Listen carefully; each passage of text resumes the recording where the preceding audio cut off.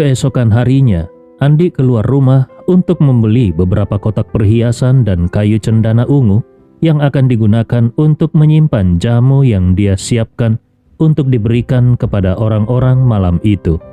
Bagaimanapun, jamu itu dianggap sebagai obat penyelamat nyawa oleh mereka, jadi harus disertai dengan kemasan yang layak. Dalam perjalanan pulang setelah membeli kotak perhiasan, Andi rela menerima telepon dari Ibnu Qomar. Begitu panggilan tersambung, Ibnu Qomar dengan penuh semangat berkata, "Puang, kasus penggalangan dana ilegal pemilik rumah tua itu sudah diputuskan pagi ini." Andi segera bertanya, "Oh ya? Lalu bagaimana hasilnya?" Ibnu Qomar menjawab dengan cepat, begini, orang itu dijatuhi hukuman penjara seumur hidup dan semua asetnya disita untuk membayar hutang kepada para penggugat. Jadi, semua aset atas namanya akan masuk ke dalam proses lelang yudisial, termasuk rumah tua yang selalu kau perhatikan." Andi rela langsung menginstruksikan, "Bagus sekali, tolong daftarkan namaku, aku ingin ikut lelang." Ibnu Qomar berkata, "Puang, jangan khawatir, aku sudah mendaftarkan namaku sebagai sopirmu. Bagaimanapun, rumah itu pernah menjadi tempat tinggalmu dan orang tuamu. Kalau namamu muncul dalam daftar peserta lelang, aku khawatir ada orang yang akan mencoba menebak identitasmu. Jadi aku mengambil keputusan sendiri, tolong jangan marah." Andi rela tersentuh dan berkata, "Ini memang hal yang tidak aku pikirkan. Baiklah, gunakan namamu sebagai sopir untuk ikut lelang. Apapun yang terjadi, rumah itu harus kita dapatkan." Ibnu Qomar tersenyum, "Puang, jangan khawatir. Rumah tua itu sudah masuk dalam daftar bangunan yang dilindungi dan tidak boleh dihancurkan. Jadi nilai jualnya sangat rendah dan aku pikir tidak akan ada banyak orang yang bersaing untuk membelinya. Bahkan kalaupun ada, aku rasa dengan sedikit menaikkan harganya, kita bisa memenangkannya." Andi rela merasa lega dan bertanya, "Kapan lelangnya dimulai?" Ibnu Qomar menjawab, "Sementara ini dijadwalkan Senin depan pukul 10 pagi. Andi rela bertanya lagi, "Apakah kita harus pergi ke pengadilan untuk lelang atau secara online?" Ibnu Qomar menjelaskan, "Sekarang lelang yudisial sebagian besar dilakukan secara online, transparan dan terbuka. Aku sudah mendaftarkan diri dan membayar deposit lelang. Senin depan pukul 10 pagi, kita hanya perlu memberikan tawaran dari situs lelang yudisial." Andi rela tersenyum puas dan memuji, "Bagus, Ibnu Qomar, kau telah menangani ini dengan sangat baik. Terima kasih atas usahamu." Ibnu Qomar segera berkata, "Puang, kau terlalu memuji. Aku merasa ini hanya masalah kecil." Andi rela berkata dengan penuh emosi, "Bagimu, ini mungkin hanya masalah kecil, tapi bagiku, ini sangat berarti." Setelah itu, Andi tidak bisa menahan rasa haru di hatinya. Meskipun kedua orang tuanya telah meninggal hampir 20 tahun, tapi setiap kali mengingat mereka, Andi rela masih merasa sangat terpukul. Sementara itu, di kediaman keluarga Wijaya, Hana yang selalu memikirkan rumah tua keluarga Rewa mendengar kabar dari kepala pelayan tua mereka bahwa rumah itu akan dilelang. Dengan penuh semangat, dia berkata kepada kepala pelayan itu, "Paman Panji, tolong daftarkan aku untuk ikut lelang ini." Kepala pelayan itu mengangguk dan berkata, "Baik Nyonya Hana, aku akan segera mengatur pendaftarannya." Hana berkata, "Terima kasih Paman Panji, karena telah membantuku mengurus ini. Aku akan kembali ke kamar untuk menelpon." Kepala pelayan itu segera berkata, "Baik Nyonya." Hana dengan cepat kembali ke kamarnya. Dia mengambil ponselnya dan menelpon Arya Smith. Dia tahu kalau Arya Smith telah pergi ke Australia, tetapi belum menghubunginya selama beberapa hari terakhir. Arya Smith yang sedang merasa sangat terpuruk dan malu juga tidak berinisiatif menghubungi Hana maupun anak-anaknya. Saat ini, Arya Smith sedang duduk di dekat tebing di depan villa. Dia memandang kosong ke laut di bawahnya. Selama beberapa hari di Australia, suasana hati Arya Smith terus berada di titik terendah. Tidak hanya karena istrinya, Hannah, ingin bercerai dengannya, tetapi juga karena skandal yang terungkap telah sepenuhnya menghancurkan citranya di mata masyarakat. Saat ini, pendapat publik tentang dirinya adalah bahwa dia adalah pria paling buruk di negara ini. Karena apa? Bukan hanya karena dia berselingkuh di luar nikah dan memiliki anak haram, tetapi karena dia juga membawa anak haramnya pulang dengan menyamar sebagai pengawal, tepat di depan mata istrinya dan anak-anaknya. Yang lebih buruk lagi, dia bahkan memerintahkan anak haramnya untuk melakukan kejahatan besar di luar negeri. Itu saja belum cukup. Yang paling membuat orang luar memandangnya dengan jijik adalah ketika dia bekerja sama dengan pasukan bela diri Jepang untuk mencoba membunuh putri kandungnya sendiri demi menutupi skandalnya. Apa artinya ini? Ini adalah tindakan seseorang yang tidak hanya berkhianat dalam pernikahan, tetapi juga menipu semua orang, menggunakan anak haramnya sebagai alat pembunuh, dan bahkan rela membunuh putrinya sendiri demi kepentingannya. Bisa dikatakan, kalau seseorang menyandang begitu banyak dosa dalam dirinya, maka dia bahkan tidak pantas disebut sebagai manusia. Dia lebih buruk dari binatang. Meskipun Arya Smith tahu bahwa semua tuduhan ini adalah upaya ayahnya, Chandra Smith, untuk melemparkan kesalahan kepadanya, dia juga sangat sadar bahwa begitu tuduhan ini dilekatkan pada dirinya, dia tidak akan pernah bisa membersihkan namanya. Setiap kali memikirkan hal ini, Arya Smith merasa sangat marah hingga menggertakkan giginya. Dia bahkan memiliki firasat bahwa reputasi buruk ini mungkin akan terus menghantuinya seumur hidup. Arya Smith memang bukan orang yang terlalu peduli dengan reputasi, tetapi yang paling dia khawatirkan adalah bagaimana nama buruk ini akan mempengaruhi peluangnya untuk mewarisi keluarga Smith di masa depan.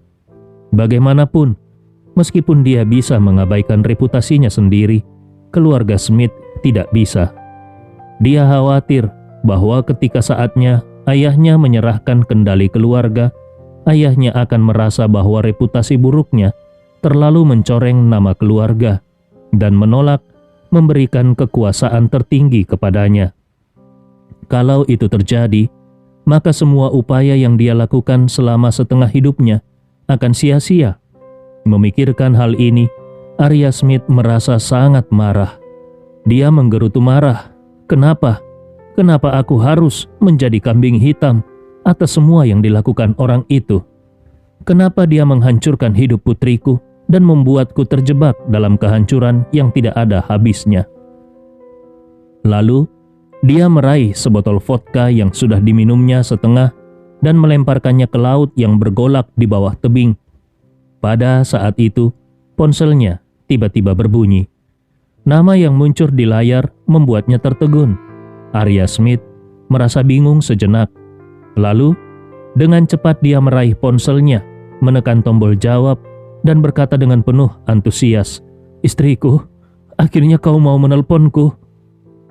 Di ujung telepon, suara Hannah terdengar datar. "Arya Smith, aku menelpon untuk membicarakan masalah perceraian. Kau sekarang berada di Australia, dan mungkin tidak akan bisa kembali dalam waktu dekat. Bagaimana kalau kau menunjuk seorang pengacara untuk mengurus proses ini?" Arya Smith tidak menyangka bahwa tujuan Hannah menelpon adalah untuk membahas perceraian. Seketika amarahnya pun menyala. Dengan suara dingin dia berkata, "Hannah, selama kita belum bercerai, kita masih berstatus suami istri. Ketika kau pergi ke Makassar tanpa persetujuanku, aku tidak melarangmu atau mempersoalkannya. Itu sudah cukup menunjukkan bahwa aku menghormatimu. Tetapi sekarang kau berada di Makassar dan malah menelponku untuk membahas perceraian. Apakah ini tidak terlalu keterlaluan? Apakah kau benar-benar tidak peduli sama sekali dengan hubungan kita selama lebih dari 20 tahun ini?" Hannah mendengar kritik Arya Smith tanpa menunjukkan amarah.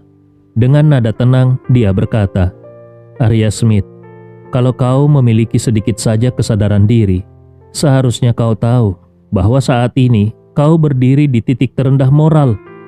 Kalau pada saat seperti ini kau masih mencoba mengambil posisi moral yang tinggi, itu sungguh mengecewakan. Setelah itu, Hana melanjutkan, hubungan tidak dijaga dengan kata-kata, tetapi dengan tindakan nyata. Aku hanya mengajukan permintaan cerai, dan kau merasa aku tidak menghormati hubungan kita? Namun, anakmu di luar sana sudah berusia lebih dari 20 tahun, dan kau menyembunyikannya dariku selama ini. Selama bertahun-tahun itu, apakah kau pernah memikirkan hubungan kita sebagai suami istri? Mendengar ini, Arya Smith menjadi sangat terpukul. Dia bergumam di dalam hatinya, sekarang aku menyalahkan Hana karena tidak menghormati hubungan kami. Itu sama saja seperti menampar wajahku sendiri. Bagaimanapun, akulah yang bersalah, dan kesalahan itu berlangsung selama lebih dari 20 tahun. Saat Arya Smith tidak tahu bagaimana harus menjawab, Hana menghela nafas ringan dan berkata, sudahlah, tidak perlu membahas ini lagi. Aku menelpon hanya untuk mempercepat proses perceraian. Alasannya adalah karena di masa depan, aku berencana untuk menetap di Makassar. Kalaupun tidak menetap, setidaknya aku akan tinggal di sana untuk waktu yang lama.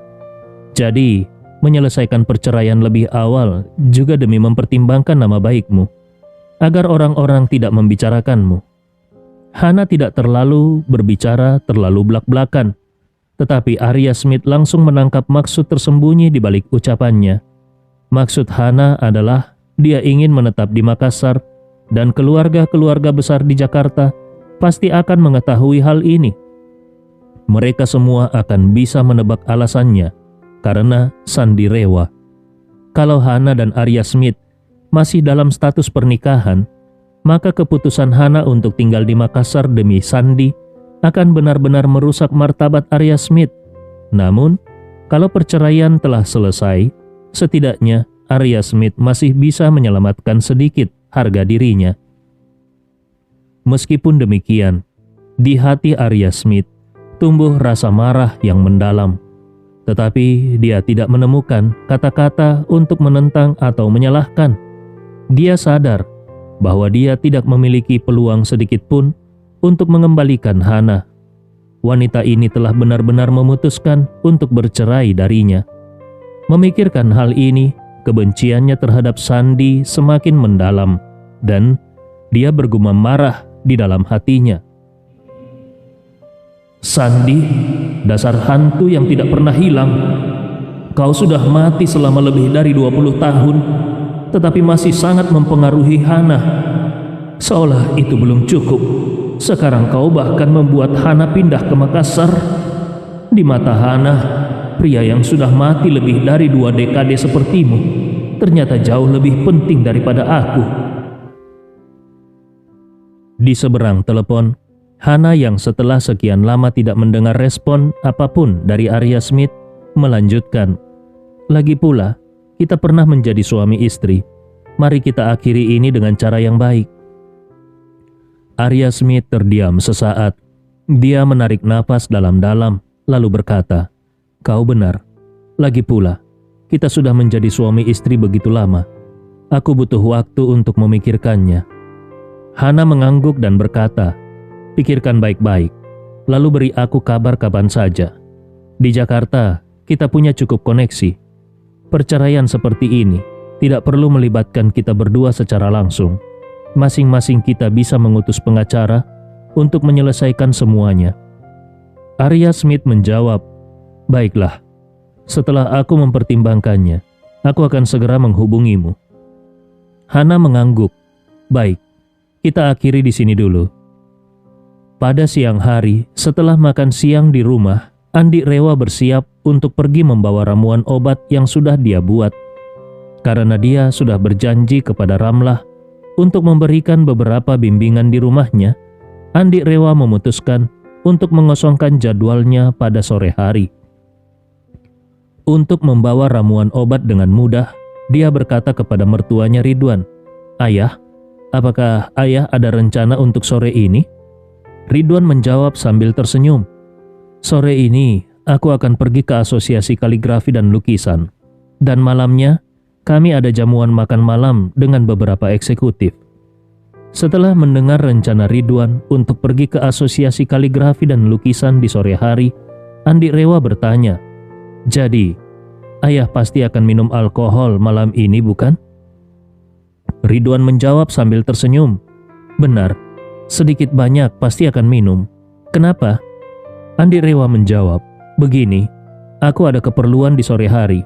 Kalau ayah tidak keberatan, bagaimana kalau aku meminjam mobil untuk digunakan?" Tanpa ragu Ridwan menyerahkan kunci mobil kepada Andi dan berkata, "Tidak ada masalah sama sekali. Ambillah. Lagi pula, aku akan minum malam ini, jadi kalau bawa mobil sendiri harus cari pengemudi pengganti. Lebih praktis naik taksi saja." Andi Rewa menerima kunci mobil sambil mengangguk. Di sisi lain, Najwa berkata, "Ayah, kebetulan aku juga mau pergi ke kantor nanti. Sekalian aku antar ayah ke Asosiasi Kaligrafi." Ridwan tersenyum puas. Bagus, itu akan menghemat ongkos taksi. Setelah Ridwan dan Najwa pergi, Andi kembali ke kamarnya. Dia mengambil ramuan obat yang sudah dia siapkan, memasukkannya ke dalam ransel biasa, lalu meninggalkan rumah. Dia mengendarai mobil Ridwan dan langsung menuju villa milik Hamzah yang terletak di pinggiran kota. Sementara itu, di rumah sakit Makassar, Desi baru saja selesai memberikan makanan untuk ibunya. Dia kemudian buru-buru menuju kantor kepala Departemen Nefrologi untuk mendapatkan pembaruan mengenai kondisi ayahnya. Kepala Departemen Nefrologi adalah seorang pria berusia lebih dari 60 tahun. Dia menyesuaikan kacamatanya sebelum berbicara dengan nada serius. "Nona Desi, terus terang, kondisi ayahmu sangat kritis. Ginjal yang ada di tubuhnya sekarang sudah sepenuhnya tidak berfungsi. Kami harus melakukan dialisis peritoneal setiap hari dan hemodialisis setiap 2 hari sekali. Selain itu, komplikasinya semakin parah.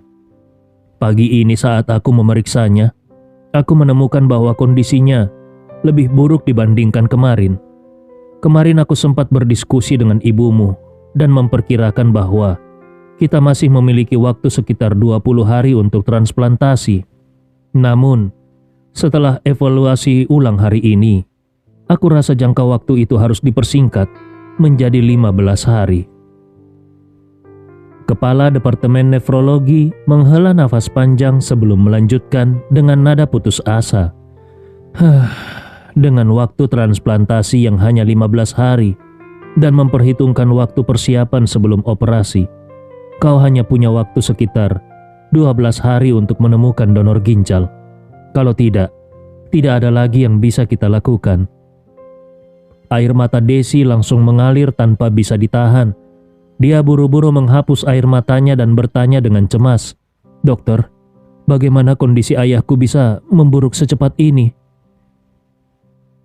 "Ginjal yang ada sekarang baru saja ditransplantasikan 2 tahun lalu. Kau sendiri yang melakukan operasinya, dan saat itu kau mengatakan bahwa setidaknya selama 10 tahun dia tidak akan menghadapi resiko yang serius. Tapi sekarang baru 2 tahun berlalu." Kepala Departemen Nefrologi menggelengkan kepalanya dengan wajah penuh rasa bersalah. "Situasi ini benar-benar di luar perkiraanku. Aku juga tidak mengerti kenapa kali ini proses gagal ginjalnya begitu cepat. Aku bahkan mencoba mencari tahu apakah dia tidak sengaja mengonsumsi zat beracun, tetapi tidak ada petunjuk yang ditemukan." Desi bertanya lagi, "Dokter, apakah ada zat beracun yang bisa menyebabkan ginjal seseorang cepat mengalami kegagalan?" Kepala Departemen Nefrologi mengangguk. Beberapa herbal tertentu memiliki toksisitas ginjal yang sangat kuat. Arsitolosia adalah salah satunya. Pemerintah telah lama mengeluarkan herbal ini, tetapi masih ada beberapa praktisi tidak bertanggung jawab yang diam-diam menambahkannya ke resep obat herbal untuk memberikan efek cepat. Akhirnya, ini menyebabkan kerusakan ginjal yang parah pada pasien. Kepala Departemen Nefrologi melanjutkan dengan nada prihatin. Membeli suplemen kesehatan secara sembarangan, mengkonsumsi herbal tanpa pengawasan, atau mempercayai metode kesehatan yang tidak masuk akal adalah penyebab utama gagal ginjal di kalangan lansia dalam beberapa tahun terakhir. Apalagi lansia mudah sekali terpikat oleh iklan di televisi, ponsel, atau saran dari pakar kesehatan yang tidak bisa dipertanggungjawabkan. Mereka seringkali tidak memiliki kemampuan untuk membedakan mana yang benar dan mana yang salah. Kami bahkan memiliki kasus di rumah sakit ini. Kepala Departemen Bedah Toraks, ayahnya sendiri, selalu meremehkan ilmu kedokteran barat yang dipelajari anaknya. Dia tidak bisa membedakan mana tabib tradisional yang baik dan mana yang buruk. Ketika dia merasa sering buang air kecil, dia mengikuti saran dari program kesehatan di televisi, meracik herbal sendiri, dan meminumnya 3 kali sehari. Setelah 3 hari, dia mengalami gagal ginjal akut dan dilarikan ke rumah sakit. Sayangnya, dia tidak bisa bertahan lebih dari 48 jam setelah tiba di sini.